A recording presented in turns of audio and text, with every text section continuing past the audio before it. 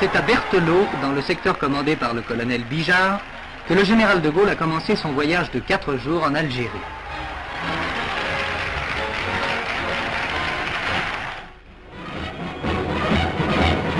À Saïda, le président de la République a passé les troupes en revue, parmi lesquelles le commando Georges, composé uniquement de musulmans et en grande partie de félagars alliés.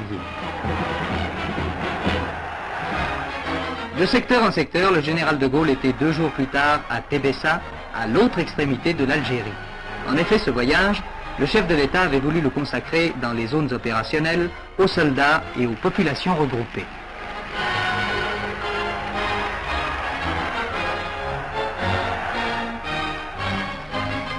Ensuite, non loin de la frontière tunisienne, il devait survoler la célèbre ligne électrifiée.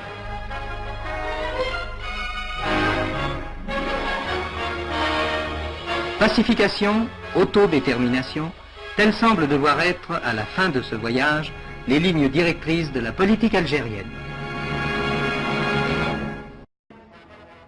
Ces images, c'est Saïda, une petite sous-préfecture d'un département d'Oranie. Une petite sous-préfecture qui bientôt va devenir une préfecture. Et Saïda, cela a été la 3e étape du voyage que vient de commencer en Algérie le général de Gaulle. D'ailleurs, le général de Gaulle, que voici, il arrive. Donc c'est la 3e étape de ce voyage que commence le général de Gaulle en Algérie. Après s'être posé à Thierville, il a rendu visite à Berthelot, un lieu où existe un centre de regroupement particulièrement moderne, particulièrement bien monté, et le voici à son arrivée ce matin à Saïda. Il est 11h45, le général de Gaulle a un peu de retard, et la foule s'était massée très nombreuse, elle attendait, vous le voyez, il est entouré du lieutenant-colonel de Bonneval, je ne cite pas les personnalités par ordre de préséance, mais par ordre de vision, donc le lieutenant-colonel de Bonneval qui essaye d'ouvrir un chemin au général de Gaulle. Vous voyez le colonel Godard, responsable de la sûreté en Algérie. Tout à l'heure, vous pourrez voir sans doute monsieur Paul Delourier, délégué général du gouvernement en Algérie, le général Chal, commandant en chef, et le général Gambiez, qui est responsable militaire de toute l'Oranie, du groupe département de l'Oranie. Voici bien une petite fille qui s'approche, elle n'a pas peur, elle ne pense pas au protocole, elle pense simplement à dire bonjour au chef de l'État, et cela est charmant. Voici maintenant le général qui a pris place sur la tribune qui est formée en demi-cercle, qui est bordée en demi-cercle par une dizaine de garçons des commandos qui portent des oriflammes portant comment pourrais-je me dire, les mots d'ordre de ces commandos. Et le défilé commence. Il y a 3 commandos qui sont particulièrement connus.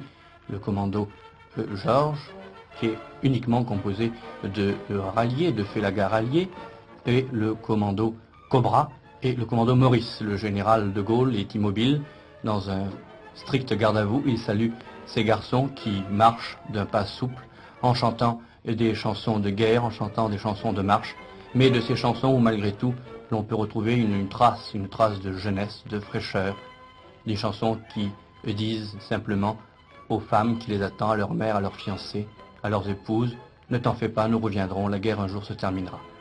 Armement moderne, casquette à la Bijard, bien sûr, puisque le colonel Bijard est le responsable du secteur, le patron du secteur, tenue de combat, et la foule applaudit, la foule apprécie beaucoup ce défilé. Les anciens combattants, groupés autour de leur drapeau, autour de leur fanion, le colonel Bijard, qui serre la main d'un officier.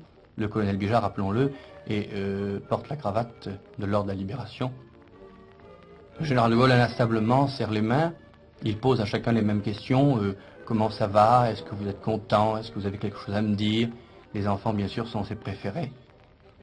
Les journalistes et les photographes s'affairent, il fait frais, le ciel est légèrement gris, et c'est dans un enthousiasme absolument extraordinaire que se déroule cette visite à Saïda. Voici maintenant la mairie, une mairie de briques roses, avec un toit de tuiles grises. C'est bien dommage que la télévision ne soit pas en couleur.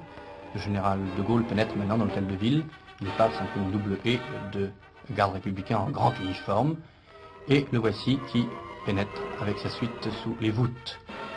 Bientôt il va apparaître au balcon de l'hôtel de ville et la population est là. Que dit le général de Gaulle? Eh bien, il dit simplement ceci, il dit « Je veux vous remercier de l'accueil que vous m'avez réservé cet accueil, cette confiance. Surtout, vous le manifestez au moment où de graves problèmes se posent. Mais j'ai confiance en vous et merci, vive Saïda, vive l'Algérie et vive la France. Puis le général de Gaulle et sa suite se sont rendus dans le camp du commando Georges. Pourquoi ce commando Georges? Eh bien parce que, je vous le disais tout à l'heure, ce commando est uniquement composé de félagards alliés. Et c'est ce commando qui est la pointe, le fer de lance de l'action contre le FLN qui est menée dans ce département sous l'impulsion du colonel Bijard. Pensez, quelques chiffres vous expliqueront peut-être mieux l'effort de ces garçons. Pensez qu'en 6 mois, plus de 400 rebelles mis hors de combat, un nombre incalculable d'armes de guerre récupérées, dont 6 mitrailleuses. Ces félagards alliés, ces félagards qui ont accepté la paix des braves et qui ont compris où était le droit chemin, ces félagards sont bien sûr, ces anciens félagards sont bien sûr une arme absolument bien rodée et absolument terrible, car tous connaissent les méthodes, le terrain et la façon de contacter les bandes rebelles. Le général de Gaulle décore maintenant quatre garçons du commando Georges. Regardez ces visages empreints de fierté. C'est le lieutenant-colonel de Bonneval qui, derrière le général de Gaulle, lui tend les insignes et lui précise le nom et les qualités des récipiendaires. Le général de Gaulle passe maintenant au troisième garçon qui est un sergent, vous le voyez. L'épingle sur la vareuse, sur la tenue de combat, une décoration. Et maintenant, c'est l'heure, sans doute, c'est l'heure de la prise de contact amical plus détendue avec les officiers et les sous-officiers du commando Georges. Voici sous détente.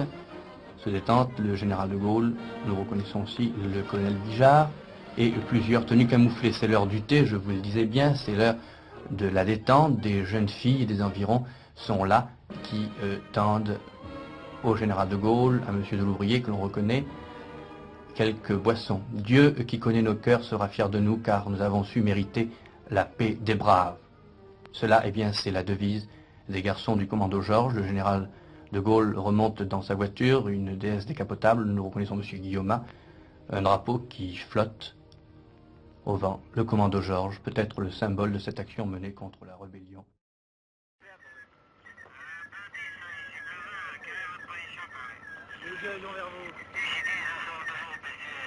Ces antennes sont celles du PC Artois, capitale de l'opération Jumelle. Elles se dressent sur l'un des plus hauts sommets de Kabylie, à 1700 mètres au-dessus de la vallée de la Soumam.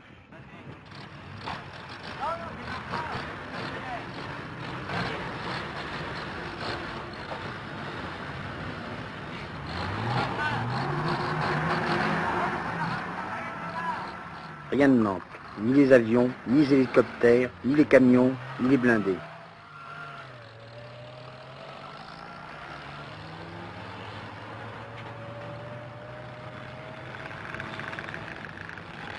Rien ne manque, sauf les routes qu'il faut creuser au fur et à mesure.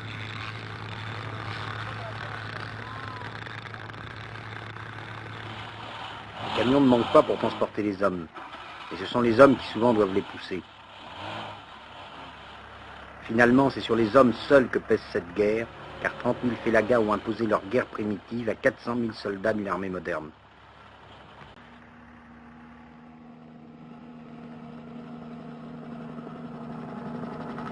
Lorsqu'ils ont filmé le départ de ces soldats en opération, Jean Lartegui et Pierre Schendorfer ne se doutaient pas que l'un de ces hommes, le dernier à droite, celui qui pousse son camarade, serait le héros de leur reportage.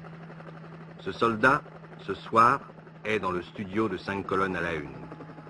Pendant que vous allez vivre son histoire, lui va la revivre.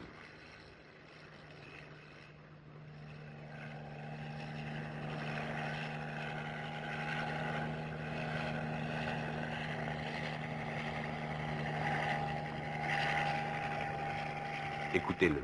C'est toute une histoire. Nous étions engagés dans l'opération Jumelle et nous étions réservés les portées. Une alerte a été déclenchée. Nous avons été déportés 10 minutes après sur un piton environ à 7 km du PC Artois. Est-ce que tu as une idée de ce que tu fais ici? Tu as été blessé, tu as souffert, tu as marché. Qu'est-ce que tu fais ici? Qu'est-ce que tu penses que tu fais ici? C'est une question assez difficile. Je fais ici, en principe, je fais mon devoir, quoi. Qui sont ces hommes, Pierre Schendorfer? Ce sont les hommes du commando Georges, des musulmans. Les 150 hommes de ce commando sont presque tous d'anciens Fellagas qui se sont ralliés. Ils connaissent donc parfaitement les habitudes des rebelles, et le jour où je les ai accompagnés, je les ai vus découvrir ce qu'on appelle là-bas une cache, c'est-à-dire un trou assez profond dans lequel les Fellagas cachent des armes ou de la nourriture. Dans celle-ci, il y avait du blé. Le jour, ces hommes font ce que font les soldats des autres commandos, mais la nuit, que font-ils? La nuit, ils reprennent leurs anciennes tenues de Fellagas et ils partent chercher des renseignements. Vous avez pu participer à l'un de ces raids nocturnes? Oui, j'étais même le seul de tous à ne pas être un ancien rebelle. C'est avec ces hommes que nous voyons en ce moment que vous êtes partis? Oui, vous voyez, ils sont encore en Djellaba. Mais ces images datent du matin qui a suivi ce raid nocturne. Comment s'est passé ce raid? Une nuit, habillés en Fellagas, nous avons sauté à une trentaine d'un camion en marche qui a continué sa route pour ne pas éveiller l'attention. Et nous nous sommes enfoncés dans le Djebel. Après plusieurs heures de marche, les 7 ou 8 hommes que j'accompagnais se sont dirigés vers des mechtas, c'est-à-dire des petites maisons. Ils frappaient aux portes d'une certaine manière. Parfois les portes restaient fermées, parfois on leur ouvrait, et ils discutaient alors avec les habitants. Bien entendu, tout ce que j'ai vu, je n'ai pas pu le filmer. D'abord parce qu'il faisait nuit, ensuite parce que même au petit jour, je ne pouvais montrer ni mon visage, ni ma caméra sans dévoiler le stratagème. La première image que j'ai prise, vers 6 heures du matin, a révélé qui nous étions. Voilà cette image. Cet homme, de dos, croyait parler à un Fellaga. Quand il a entendu ma caméra tourner, il s'est arrêté de parler. Quelle est l'histoire de ces hommes? L'un d'entre eux nous a dit pourquoi il avait rallié l'armée française. Mais pour que nous comprenions mieux, il a d'abord expliqué pourquoi il s'était engagé auparavant chez les Fellagas. J'ai été chez les Pélousses, oui. C'est parce que j'ai été chômeur. Ensuite, il y avait de l'injustice. Ouais. Il y avait de l'injustice. Ouais. On prenait un type dans le tas, ouais. Ramassé, des musulmans qui étaient ramassés, ouais. Et il passait à la jugeote sans que celui-ci n'ait rien fait. Rien fait, d'accord, oui. C'était la misère. Donc c'est pour ça que tu es parti au Maki. C'est exactement bon, ça. Est-ce que tu es parti au Maki comme ça ou tu étais heureux de partir au Maki? J'étais heureux de partir au Maki. Et quelle est la raison qui t'a fait revenir ici au commando? Parce que il y avait plus d'injustice au Maki. Il y avait plus de misère au Maki. Et c'était nous-mêmes la misère. C'était nous-mêmes la misère de l'Algérie. À Tigranifa, le gars de la Katiba 3. Katiba 3 a pris la veille au soir sur le champ de bataille, le lendemain matin, on lui change l'arme, on change la tenue en avant. Qui est cet officier qui interroge les ralliés? C'est le lieutenant Georges. C'est lui qui a donné son nom au commando. Il a confiance en eux. Ici au commando, quand ils sont arrivés ici, il a fallu que je donne des armes, et j'ai pas donné n'importe quelle arme, j'ai donné les meilleures armes de l'armée française, les meilleurs postes radio de l'armée française. C'est le colonel Bijard que nous voyons maintenant, mais je voudrais, Pierre Schendorfer, vous poser une question au sujet du lieutenant Georges que nous venons d'entendre. C'est lui qui commande ce commando? Le jour, pas la nuit. La nuit, le commandement appartient à d'anciens Fellagas, un aspirant et 4 adjudants. C'est le colonel Bijard qui est le créateur de ce commando de Fellagas ralliés? Oui, ce commando est le résultat des années d'expérience de la guerre d'Indochine, qui lui ont permis de formuler les règles de ce qu'on appelle maintenant la guerre révolutionnaire. Et que pense de tout cela le colonel Bijard? Eh bien, nous le lui avons demandé pour conclure notre reportage. Nous faisons une guerre pas pour nous, pas une guerre colonialiste. Bijard n'a pas de chemise, mes officiers non plus. Nous nous battons ici pour eux, pour l'évolution, pour voir l'évolution de ces gens-là. Et c'est une guerre à eux. Nous défendons la liberté, au même titre qu'à mon avis, nous défendons la liberté de l'Occident. Nous sommes ici des ambassadeurs, des croisés qui nous accrochons pour que nous puissions continuer à parler et avoir le droit de nous exprimer. Alors vous avez l'impression maintenant, après cette longue marche que vous avez faite comme aucune bête n'aurait pu faire, que vous débouchez maintenant sur quelque chose, sur une forme d'espérance et peut-être sur une solution en Algérie? Ben oui, nous le souhaitons ardemment. Maintenant nous sommes commandés, nous faisons confiance à un patron qui est à la tête du pays, et nous sommes persuadés, nous savons qu'il sera et qu'il est dans le vrai. Mais vous sentez que vous tenez le bon bout maintenant? Je l'espère, autrement je ne serais pas là. Oui, mais vous avez cette conviction profonde maintenant que ça y est? Cette conviction profonde qu'on se bat pour eux, avec eux, et quand on aura tout mis au point, eh bien ils choisiront, ils feront ce qu'ils voudront, on ne peut pas mieux leur dire.